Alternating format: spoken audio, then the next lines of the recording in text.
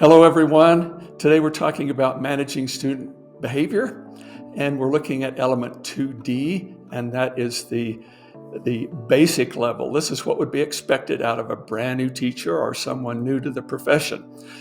The atmosphere in the classroom should be businesslike and productive without being authoritarian. Sometimes the basic teacher tends to be authoritarian because I said so, because it's my classroom. So there. It may not be totally like this depiction on this. They're not sure of themselves, so they come across as trying to be a little too strong towards the children. So how do they do what they should do? How do they teach and manage behavior at a higher level? Well, first of all, they plan ahead. They are proactive when it comes to some of these kids that they know are going to be difficult. And in fact, they have a team huddle at the beginning of the year. They set the classroom rules and let the kids, as much as possible, decide the rules.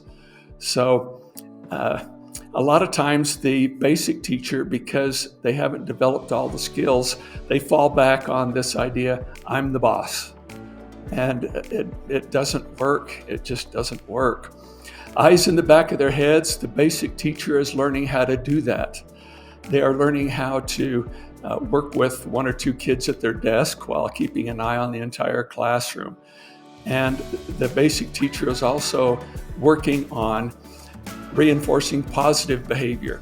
Typically, a basic teacher will look for misbehavior. The upper level teachers in proficient and distinguished will look for positive behavior, and will reinforce it. The basic teacher doesn't want to look bad, so they look for negative behavior. Please keep that in mind. And when it comes to correcting children, the basic teacher does it like a brand new teacher would, and that's sometimes being a little too harsh, getting in a child's face, not respecting their dignity.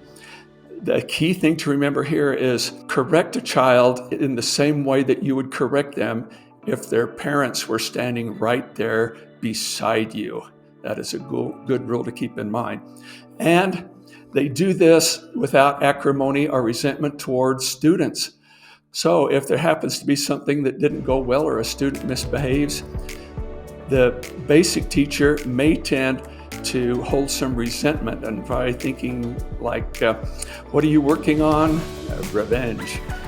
Getting even with kids doesn't work. It does not work. It'll snowball into something you don't want to go there, so don't even think about that. Fairness is big with all of our children, all the way through all of our 12 grades in preschool. The kids will notice if something is not fair, so your fairness will constantly be judged. Make sure that you're fair in everything that you do.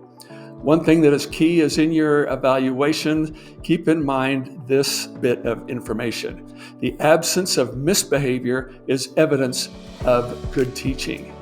This is an area that you can score high on if there is an absence of misbehavior. So if you have any questions, see your building administrator or give us a call. I'm Scott Shirley, Madison School District. Bye now.